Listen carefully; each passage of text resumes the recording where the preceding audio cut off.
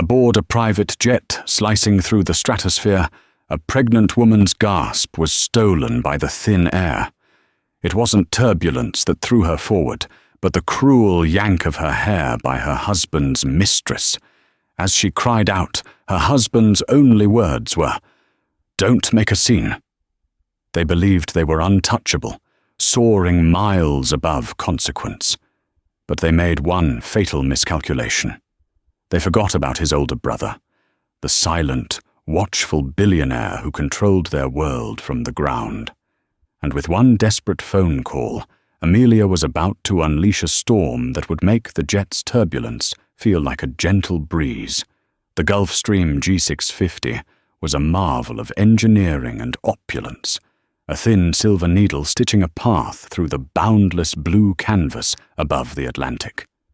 Inside, the cabin was a hushed sanctuary of cream leather and polished burr walnut. For Amelia Hayes, however, it felt less like a sanctuary and more like the most exquisitely decorated prison cell ever conceived. At 5 months pregnant, every shift and turn of the aircraft sent a fresh wave of unease through her, a feeling that had little to do with the altitude. Her husband, Richard Hayes, sat across from her, his attention glued to his tablet. He hadn't looked at her, truly looked at her, in what felt like weeks. He was handsome in that sharp, angular way that bespoke old money and expensive tailoring. He was the younger of the two Hayes brothers, the public-facing charmer of Hayes Global, the multi-billion-dollar logistics empire their father had built. But Amelia knew the truth. Richard was a son, but a small one, forever orbiting the gravitational pull of his older brother, Julian. The source of her immediate misery sat next to Richard, exuding a perfume so potent it seemed to suck the recycled air from the cabin. Isabella Vance. She was Richard's senior consultant, a title as transparently false as her brilliant white veneers. Isabella was all sharp angles and predatory smiles, her designer dress clinging to a figure honed by personal trainers and ambition. She touched Richard's arm constantly, her long, blood-red nails a stark contrast to his crisp white cuff. Each touch was a tiny, poisoned dart aimed directly at Amelia's heart. "The Monaco deal is everything, Richie," Isabella was saying, her voice a low purr that grated on Amelia's nerves. "Once we secure the port expansion with Chevalier, your brother will have to see you as a true partner. Not just, well, you know." Richard's jaw tightened. The mention of his brother was the one thing that could consistently break through his shell of indifference. "Julian knows my value," he clipped, though his voice lacked conviction. Amelia clutched the small velvet box in her lap. Inside was a vintage silver locket, a gift she'd found for Richard. It was their 5th anniversary, a fact he had either forgotten or chosen to ignore. The trip to Monaco wasn't a romantic getaway. It was a business trip he'd insisted she come on, a last-minute command to keep up appearances. The late addition of Isabella to the passenger manifest had felt like a slap in the face. "Of course he does, darling," Isabella cooed, placing her hand on his thigh now. "You're brilliant. You just need the right stage to prove it." Amelia couldn't take it anymore. Her voice was small, but it cut through the low hum of the engines. "Richard, could I have some water, please?" He didn't look up from his screen. "Ask the flight attendant." Isabella smirked, a cruel, triumphant little twitch of her lips. She leaned over and pressed the call button herself. "There you go. Anything for the mother-to-be." The words were laced with a saccharine venom that made Amelia's skin crawl. The emphasis on mother was intentional, a reminder of the one thing Amelia had that Isabella didn't, but framing it as a weakness, a burden. Amelia tried to steady her breathing. She'd met Richard in college, long before the Hayes global fortune had become the monolithic entity it was today. He'd been charming, fun, and seemingly unburdened by his family's wealth. He'd pursued her with a relentless energy that had swept her off her feet. She came from a quiet, middle-class background in Ohio, and the world of the Hayes family was as foreign to her as a distant planet. Julian, the elder brother, had always been an intimidating figure.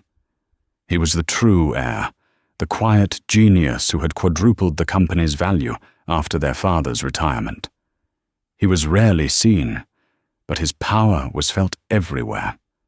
Julian was the company's foundation, its steel skeleton.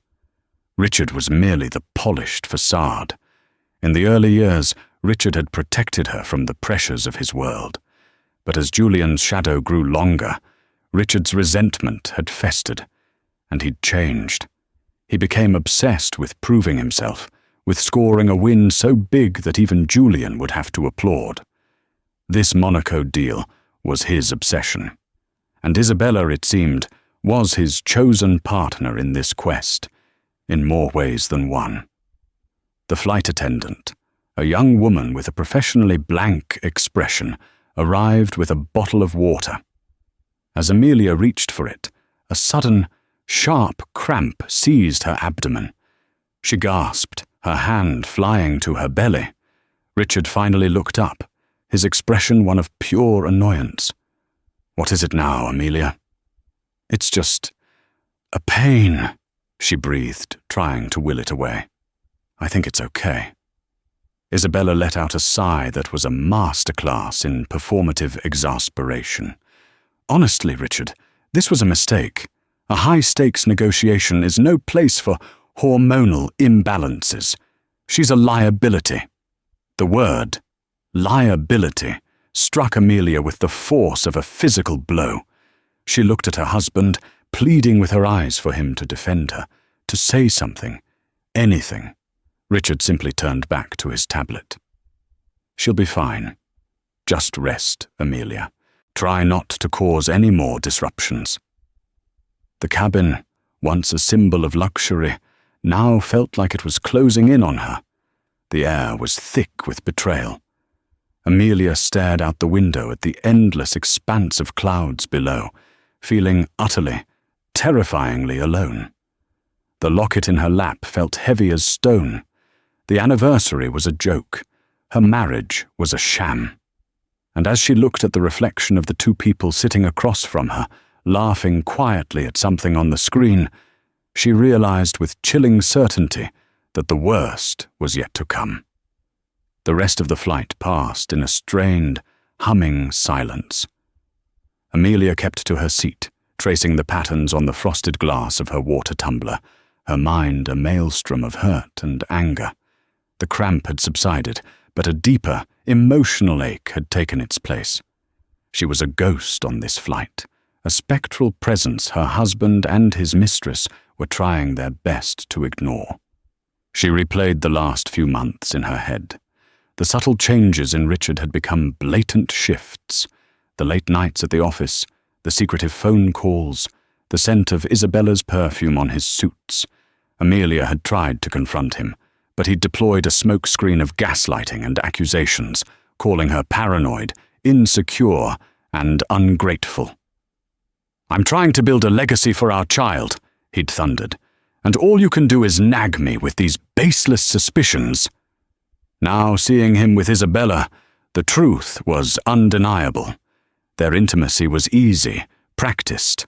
The way Isabella refilled his coffee without asking, the way he angled his tablet so she could see, the shared, shorthand language of a couple. They weren't just colleagues, they were partners. And Amelia was the inconvenient third party.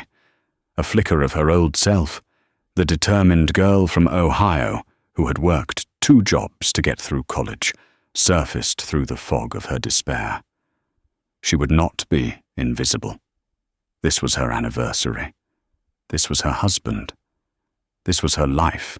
Taking a deep, shaky breath, she unbuckled her seatbelt and stood up. The movement drew both their gazes. Richard's was impatient. Isabella's was laced with contempt. Amelia walked the few steps to stand beside them, her hand resting protectively on her stomach. Her voice, when she spoke, was quiet but firm. "Richard, we need to talk," he sighed, not bothering to hide his irritation. "Amelia, this is not the time or the place. We have a $10 billion deal on the line." "I'm aware," she said, her eyes flitting to Isabella. "But this is about our marriage. It's our anniversary, in case you'd forgotten." Isabella laughed, a short, sharp bark of a sound. "Oh, please. Don't be so melodramatic. It's just a date on a calendar. Grown-ups are talking business here." "I am talking to my husband," Amelia said, her voice gaining a sharp edge of steel. She focused solely on Richard. "I will not be dismissed, and I will not sit here and watch this woman put her hands all over you. It is disrespectful to me and to our unborn child." A flicker of something, shame perhaps, or just the annoyance of being called out, crossed Richard's face. He started to pull away from Isabella, but she was faster. Isabella stood up, moving to position herself between Amelia and Richard. She was taller than Amelia, and she used her height to loom, a predator sizing up its prey. "Listen to me, you pathetic little housewife," she hissed, her voice dropping to a venomous whisper. "You are here on sufferance. You bring nothing to the table.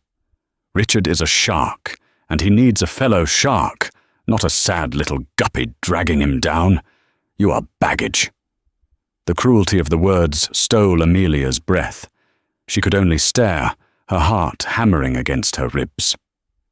"That's enough, Isabella," Richard said, but his tone was weak, placating. It was not a command, it was a suggestion. Isabella ignored him. Her eyes, cold and dark, were locked on Amelia. "He's tired of you. He's tired of your whining, your insecurities. He would have left you months ago if it weren't for that thing in your belly." That was it. The line had not just been crossed, it had been obliterated. A surge of protective fury washed over Amelia. "Don't you dare talk about my baby," she choked out, tears finally welling in her eyes. "Or what?" Isabella sneered, stepping closer. "You'll cry, that's all you're good for." In that moment, Amelia did something she hadn't intended. She reached for the locket in her pocket, the one she'd brought for Richard. She pulled it out, her voice trembling with a righteous anger. "This was for you, for us, for the family I thought we were building." She shoved it toward his chest. Richard flinched back as if it were a weapon. Isabella saw her chance. With a snarl, she lunged, not at the locket, but at Amelia. Her fingers, tipped with those blood-red nails, tangled in Amelia's long brown hair, and she yanked, hard. A strangled cry of pain and shock escaped Amelia's lips. She stumbled forward, her free hand flying to her head, the other instinctively shielding her stomach. The jet, a symbol of their immense privilege, became a scene of brutish, primal violence. "You don't touch him! You don't speak to him!" Isabella shrieked, her face contorted with rage, pulling again. "He is mine." Amelia was reeling, disoriented by the pain and the sheer shock of the assault. Through her tear-blurred vision, she looked at her husband, the father of her child, her partner of 5 years. He was just sitting there, his face pale, his eyes wide with a sort of paralyzed horror. "Richard, do something!" Amelia sobbed. He finally moved, but not to help her. He stood up and grabbed Isabella's arm. "Izzy, stop! The flight crew!" His concern wasn't for his pregnant wife who had just been assaulted. It was for the potential embarrassment, the scene. Isabella released her grip, shoving Amelia away from her. Amelia staggered back, catching herself on a seat. She felt utterly violated, degraded. Richard turned to her, his face a mask of fury, not at Isabella, but at her. "Look at what you've done," he hissed, his voice low and menacing. "I told you not to cause a scene. We're about to land. Fix your face." And you will say nothing of this to anyone. Do you understand me? Nothing. The words were colder and more painful than the physical attack. He wasn't just an observer to her humiliation. He was an active participant, an enforcer. He was choosing his mistress over his pregnant wife. In that single horrific moment, Amelia Hayes understood that her marriage was not just broken. It was dead and buried, and she was trapped in the wreckage at 30,000 feet. The descent into Nice Côte d'Azur airport was breathtakingly beautiful. The sparkling azure of the Mediterranean Sea stretched out to meet a coastline dotted with terracotta roofs and lush greenery. On any other day, Amelia would have been captivated. Today she saw none of it. She sat rigidly in her seat, the pain in her scalp a dull throb, a physical echo of the gaping wound in her soul. She hadn't said another word. She had simply retreated into a fortress of stunned silence. As soon as the jet taxied to a private terminal, Richard and Isabella were on their feet. There were no apologies, no comforting words. Richard shot her one last warning glare. Remember what I said, Amelia. Not a word. Our entire future depends on this deal. Our future. He meant his and Isabella's. A sleek black Mercedes was waiting on the tarmac. A driver held the door open. Richard and Isabella swept past Amelia as if she were part of the cabin furnishings, climbing into the back seat together. Isabella glanced back, a final, venomous smirk playing on her lips before the door shut, sealing them in their private world. Amelia was left standing alone on the hot asphalt, the roar of a departing jet echoing the chaos in her mind. Another car, a more modest sedan, pulled up. The driver, a man in a simple black suit, got out. "Mrs. Hayes, I'm to take you to the hotel." His tone was polite but impersonal. She nodded numbly, allowing him to take her small carry-on bag. The short drive to the magnificent Hôtel de Paris in Monte Carlo was a blur of palm trees and opulent storefronts. This was a world of unimaginable wealth, a playground for the rich and powerful. And she had never felt more impoverished in her life. The hotel lobby was a dizzying spectacle of marble, gold leaf, and crystal chandeliers. Richard had booked them the Princess Grace suite, one of the most exclusive in the world.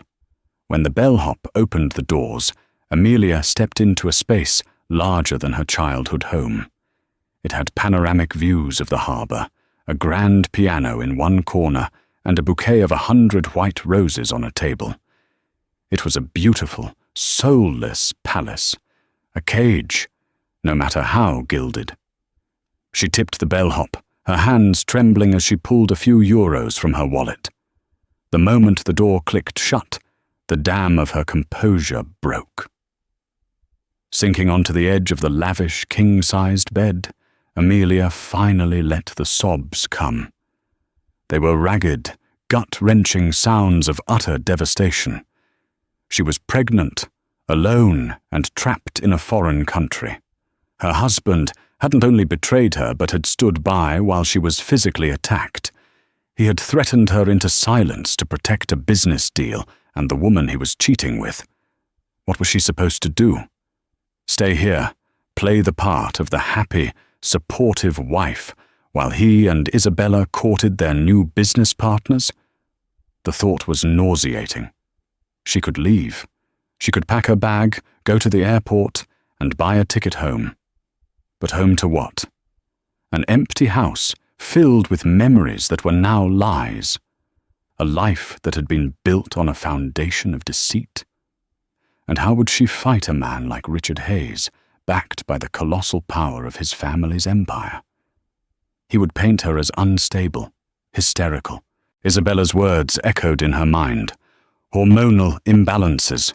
They would use her pregnancy against her, take her child from her. The fear was a cold, paralyzing serpent coiling in her gut. She felt small, helpless, and utterly defeated. She lay back on the bed, staring at the ornate ceiling, tears tracing silent paths down her temples. She thought of her parents, of their simple, honest life in Ohio. They had so little compared to this. But they had love. They had respect. They had dignity. And that's when the spark returned. A tiny ember in the ashes of her despair. Dignity. They had tried to strip her of hers, but they couldn't have it unless she let it go. She would not be their victim. She would not be silenced. She could not fight Richard and his money alone. But Richard wasn't the real power in the family. He was just a pretender to the throne. The real power was Julian. The thought terrified her.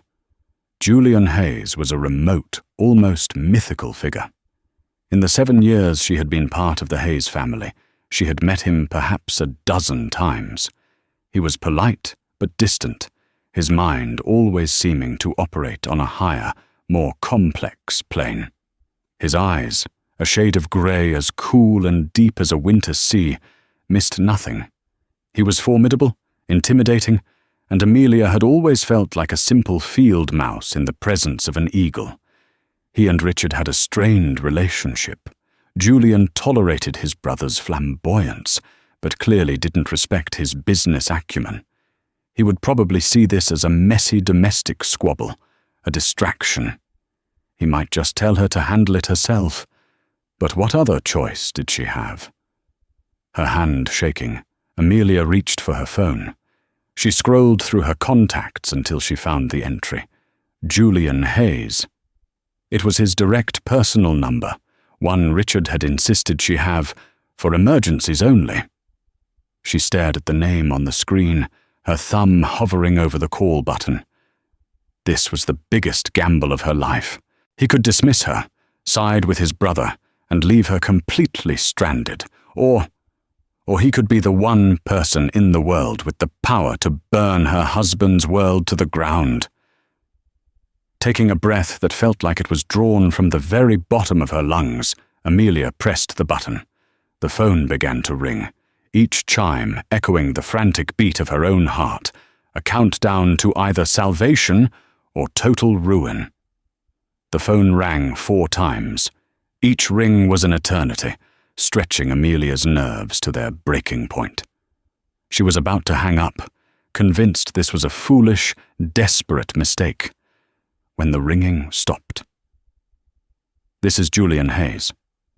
His voice was exactly as she remembered, deep, calm, and utterly devoid of warmth.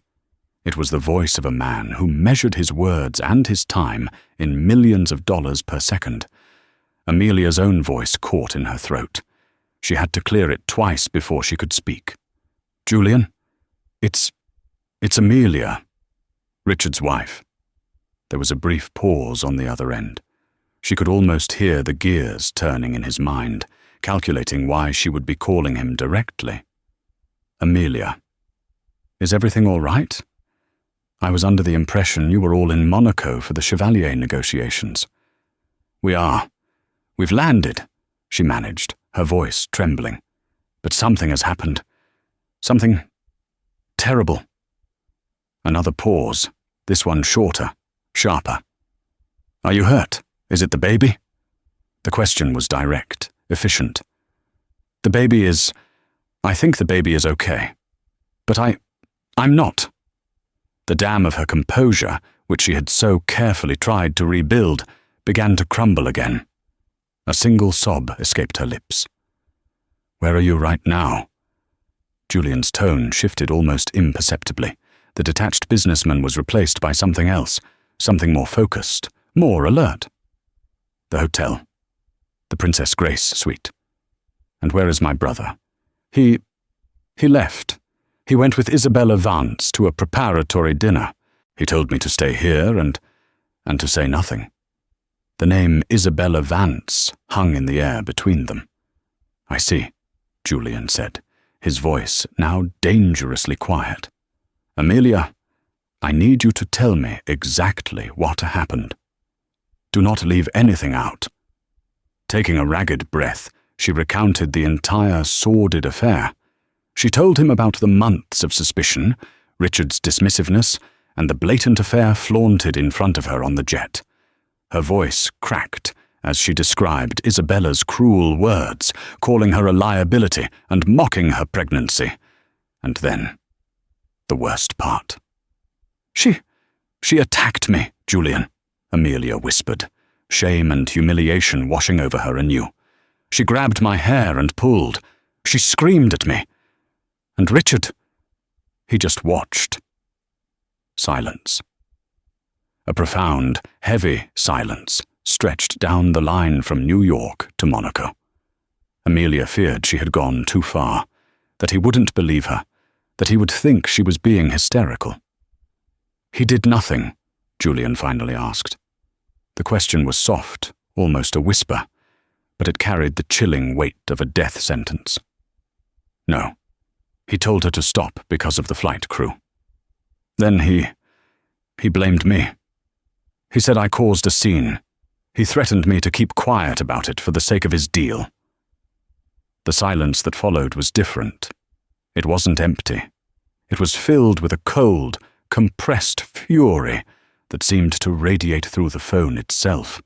Amelia could picture him in his penthouse office overlooking Manhattan, his grey eyes turning to slate. The Hayes family name was Julian's entire world. Their father had built it from nothing, and their mother, a woman of immense grace and iron will whom Julian had revered, had instilled in him a deep sense of honor and integrity. Family was not just a bond, it was the bedrock of the empire. Disloyalty was a cancer, but what Richard had done was worse. He hadn't just been disloyal. He had been weak. He had allowed an outsider to physically harm his pregnant wife, a woman carrying the next generation of the Hayes family, and had then sided with the attacker to protect a business transaction.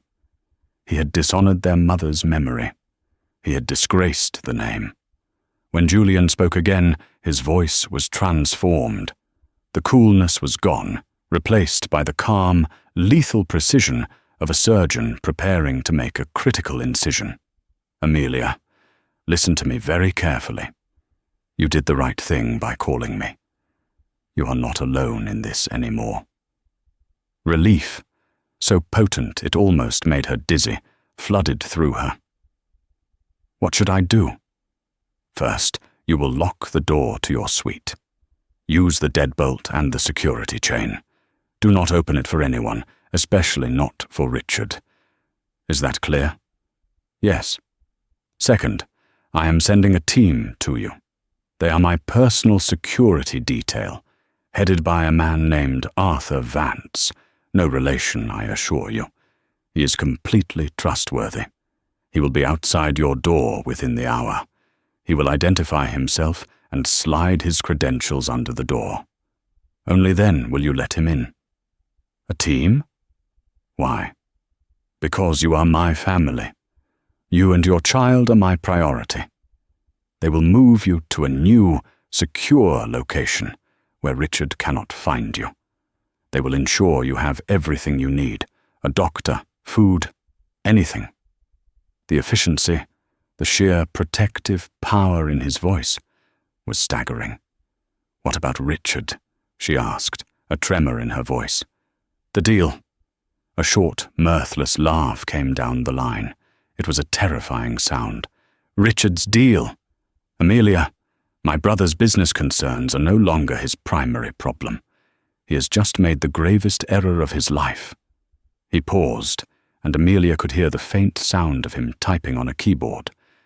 "Stay off your phone after we hang up. Arthur will have a new, secure one for you. I will handle everything else. I promise you, by the time the sun rises in Monaco, Richard and Ms. Vance will understand the true meaning of the word consequence." "Julian, thank you." The words felt hopelessly inadequate.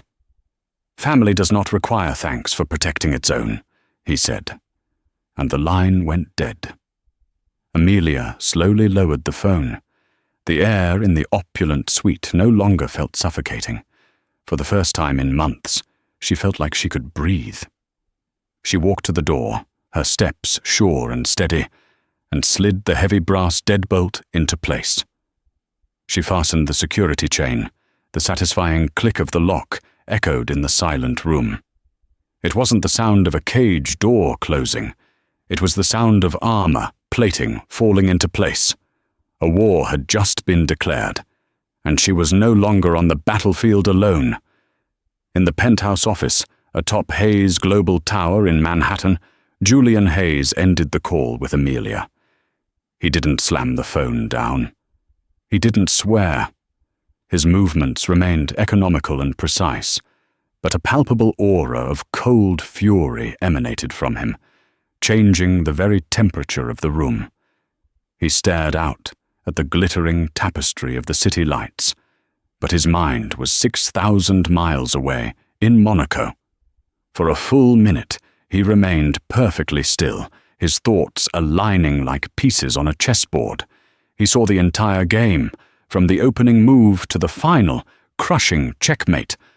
Richard, blinded by ego and lust, had knocked over the king, thinking it was just a pawn. He had forgotten who owned the board.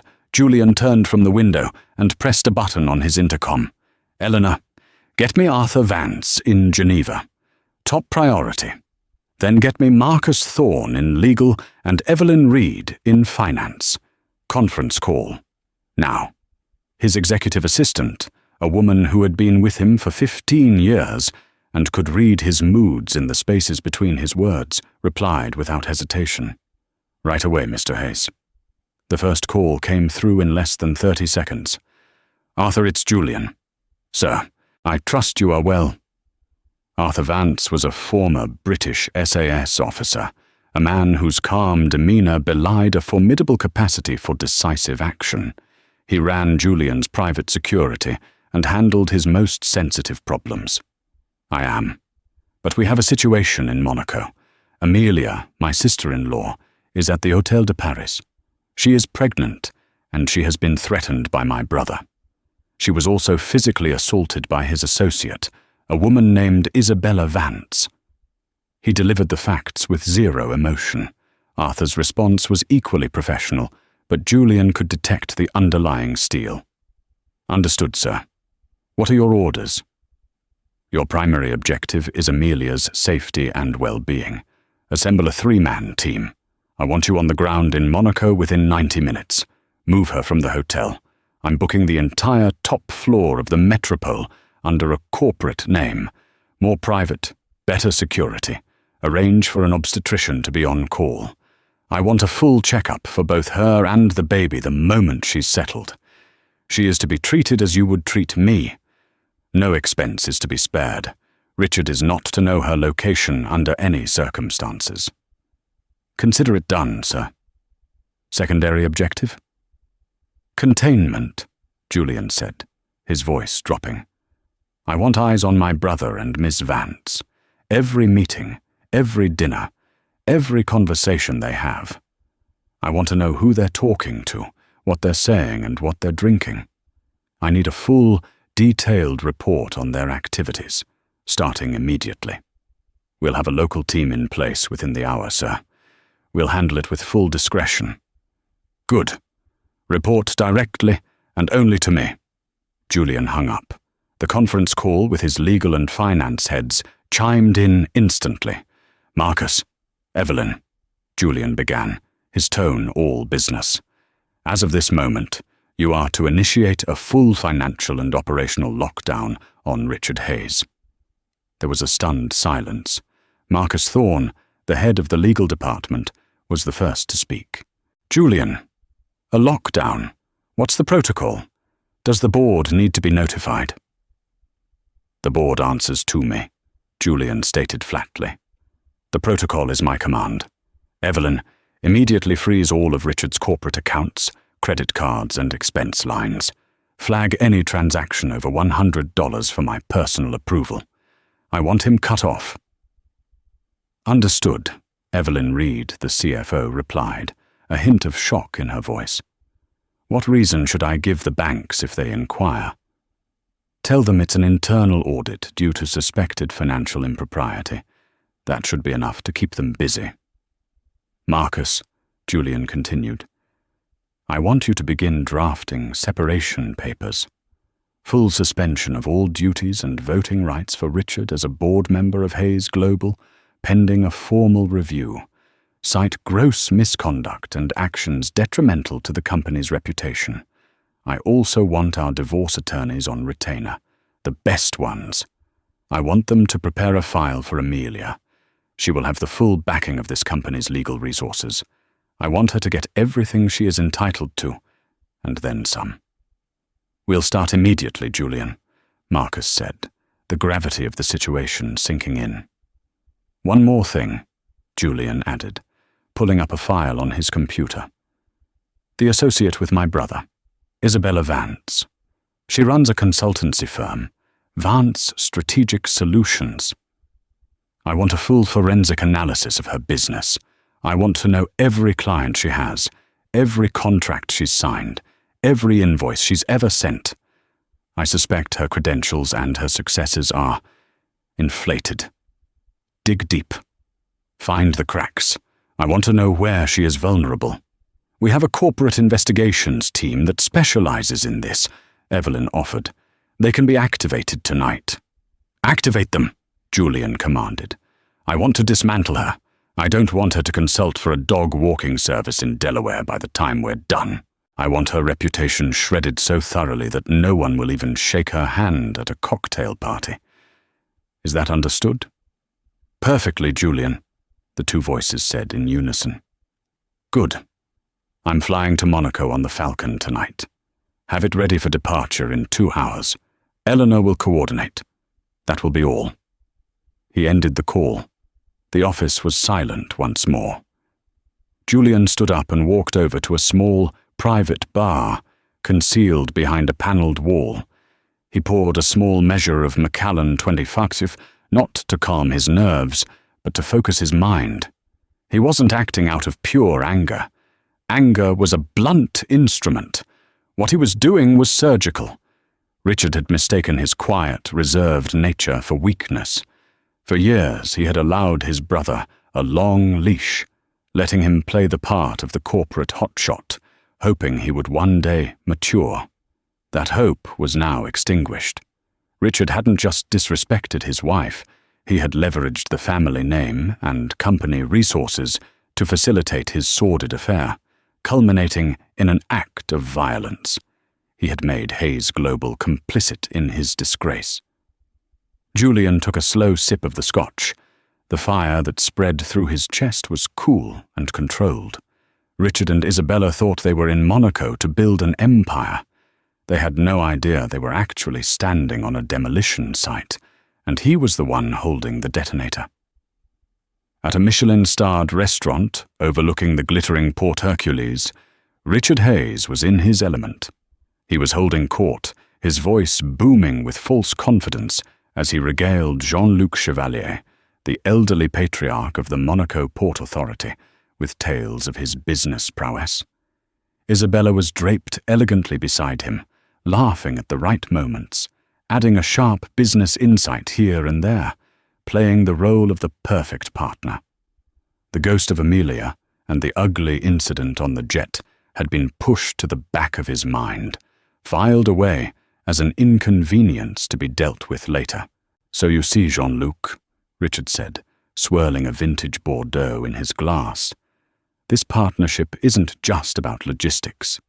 It's about creating a new artery for European commerce, a legacy for both our families. Chevalier, a shrewd man with eyes that had seen deals rise and fall for 50 years, nodded slowly. Your vision is grand, Richard. But your brother, Julian, he is the one who signs the checks, no? I have not heard from him on this matter. Julian trusts my judgment implicitly, Richard lied smoothly. He handles the macro-level strategy. I'm the tip of the spear. The dinner progressed, and as the main courses were cleared, the waiter arrived with the check, presenting it discreetly to Richard. This was the moment Richard loved, the casual, effortless swipe of the black corporate card, a tangible symbol of his power. He handed the card to the waiter without looking. A few minutes later, the maitre d', a man of impeccable poise, approached their table, a subtle frown creasing his brow. He leaned in and spoke to Richard in a low, apologetic tone. "Monsieur Hayes, I am so sorry. There appears to be an issue with your card. It has been declined." Richard's smile froze on his face. "What? That's impossible. Run it again." "We have, sir. 3 times." The table fell silent. Jean-Luc Chevalier raised a curious eyebrow. Isabella's expression tightened. This was a crack in the perfect facade, a moment of profound social embarrassment. "It's fine. A technical glitch with the bank," Richard said, trying to laugh it off. He pulled out a second corporate card from his wallet. "Try this one." The maître d'art retreated. The conversation at the table stumbled along, the easy bonhomie gone, replaced by a tense awkwardness. When the maître d'art returned a second time, his expression was even more pained. "My apologies again, monsieur. This one has also been declined. The message from the bank simply says to contact your corporate finance department." The blood drained from Richard's face. 2 cards, both from Hayes Global. This wasn't a glitch. This was deliberate. A cold knot of dread began to form in his stomach. He could only think of one person with the authority to do this. Julian. But why? Over a spat with Amelia. It seemed impossibly disproportionate. Isabella, sensing the disastrous turn, smoothly opened her own purse. "Allow me, darling. These international systems can be so temperamental." She handed her own card to the maître d'hôtel with a confident smile, salvaging the moment.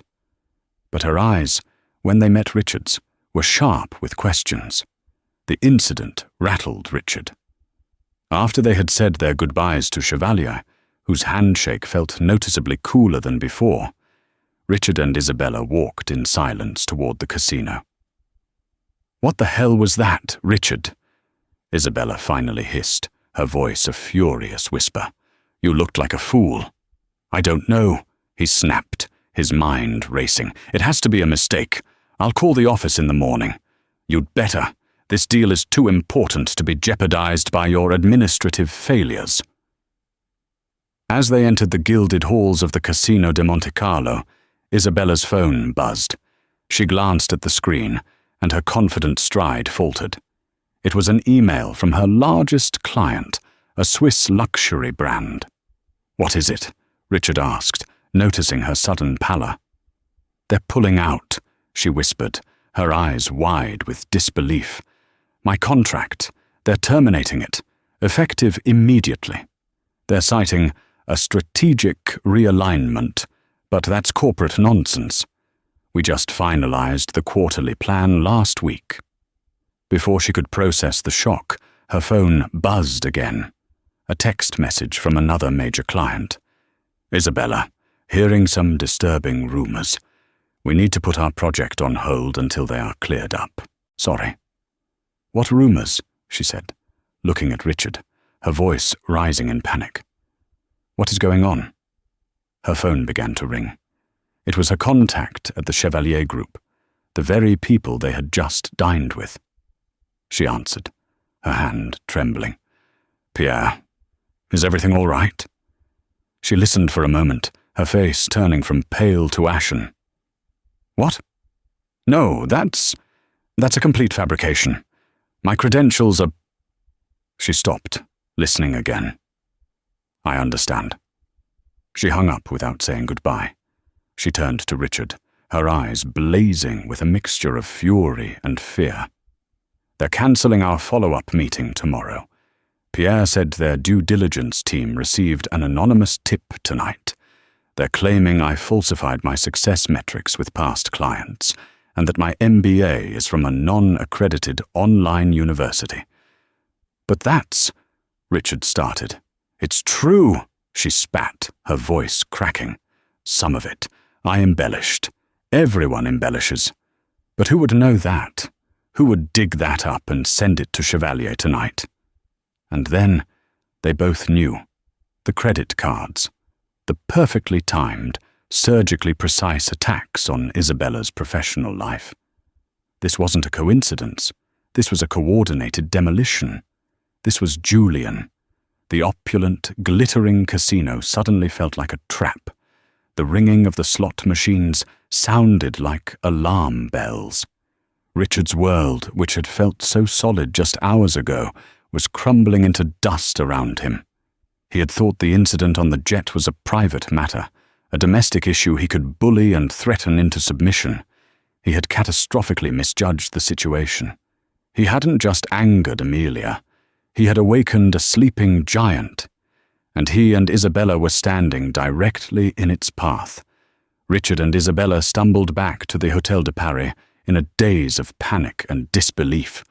The argument started the moment they got into the elevator, a bitter, frantic exchange of blame. "This is your fault," Isabella accused, her voice trembling with rage. "Your pathetic wife and your monster of a brother. You told me you could handle them." How was I supposed to know she would call him? Richard shot back, jabbing the button for their floor.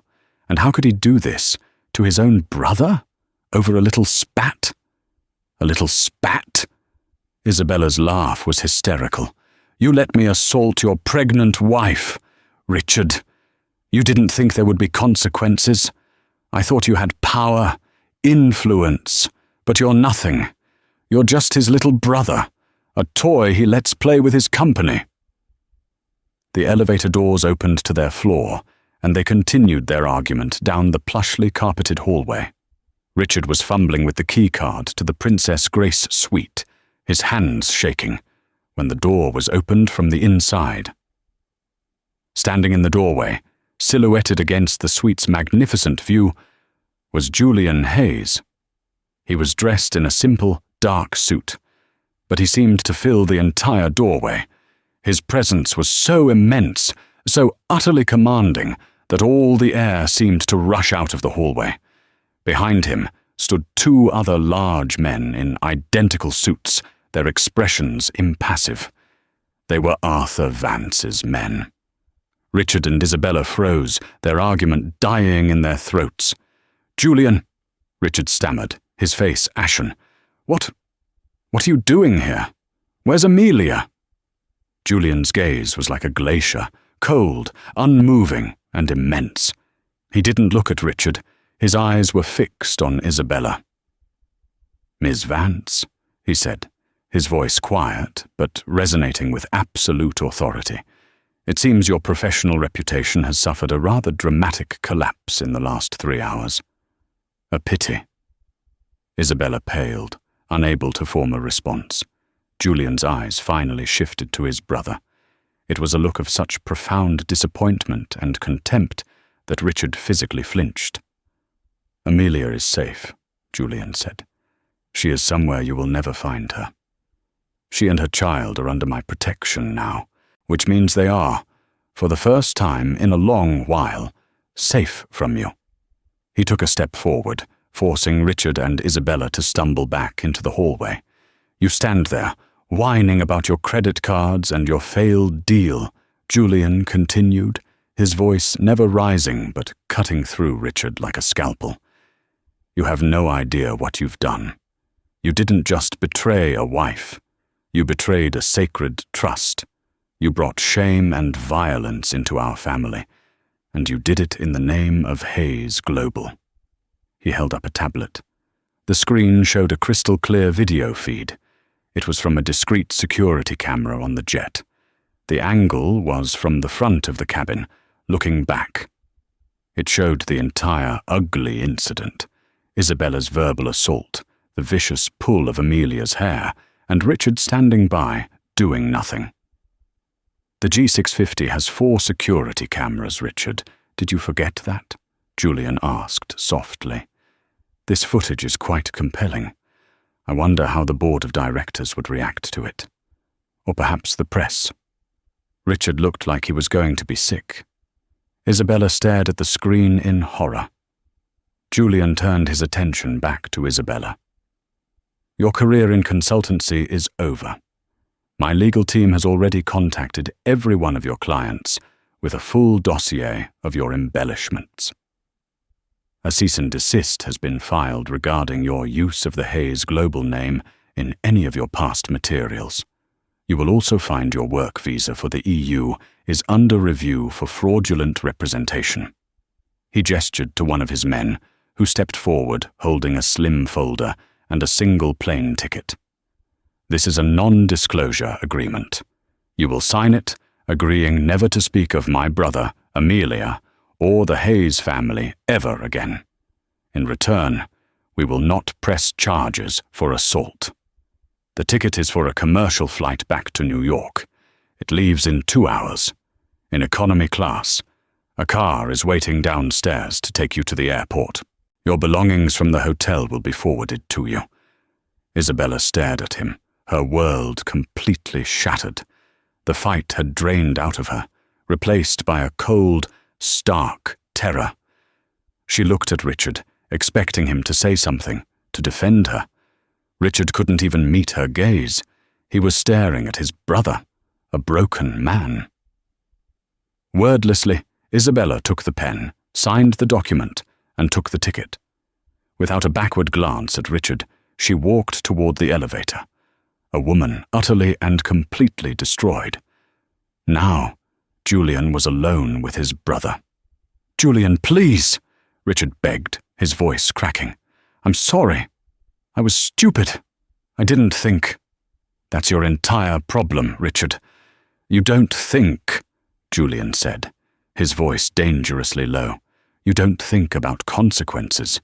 You don't think about honor. You don't think about family. Our mother would be ashamed to her very core." The mention of their mother was the final, devastating blow. Tears welled in Richard's eyes.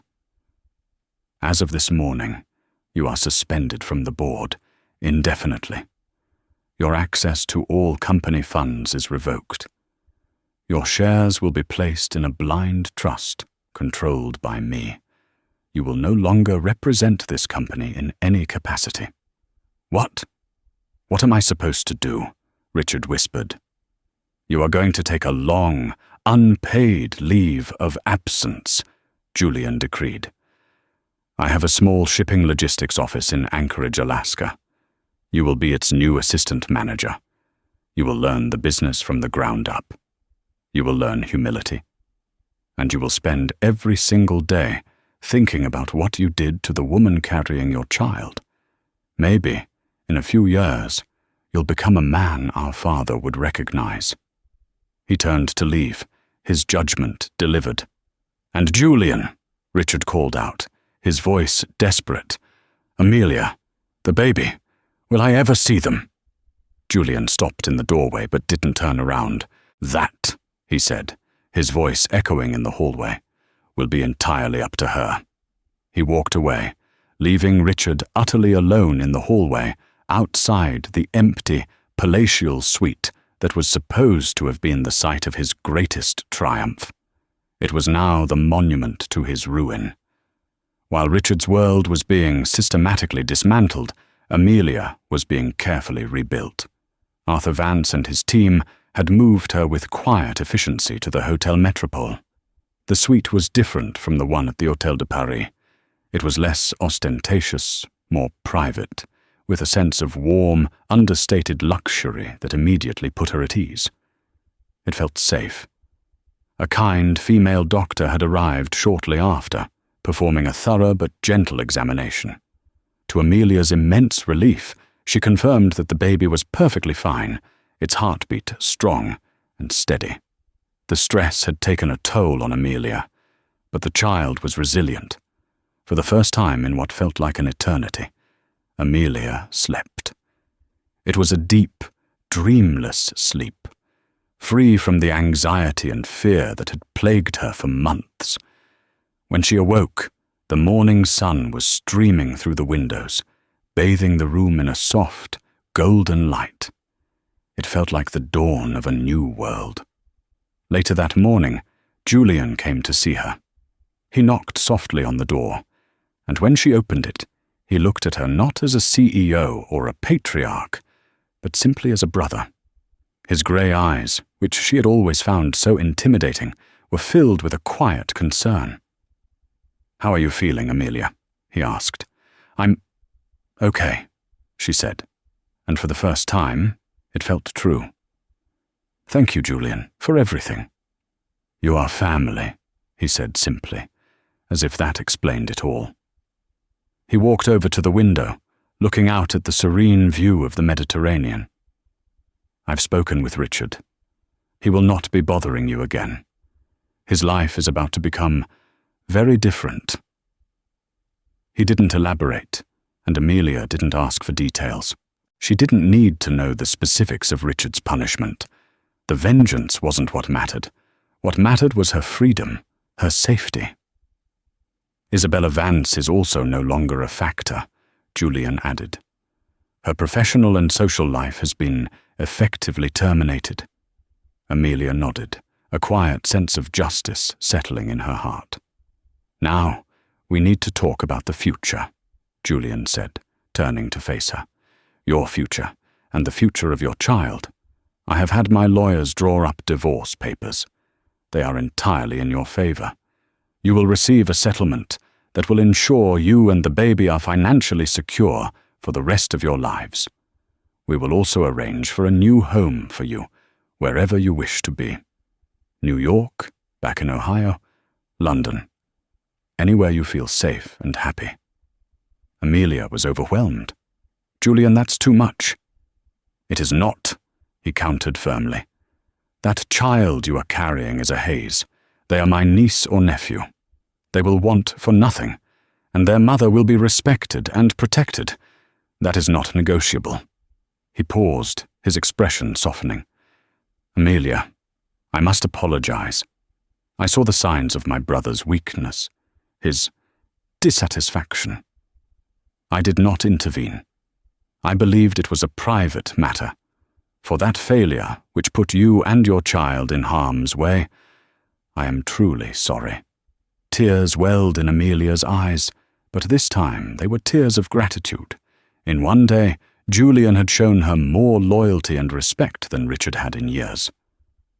"What do you want to do?" he asked gently. Amelia looked down at her hands, then placed them on her stomach. For months, her decisions had been dictated by Richard.